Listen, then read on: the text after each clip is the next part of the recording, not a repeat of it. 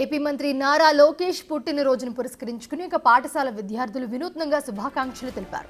ఆ శుభాకాంక్షలు వీడియో మంత్రి కంట పడింది. అయితే విద్యార్థుల అభిమానానికి ధన్యవాదాలు తెలిపిన మంత్రి భవిష్యత్తులో ఇటువంటివి చేయొద్దని హితవు పలికారు.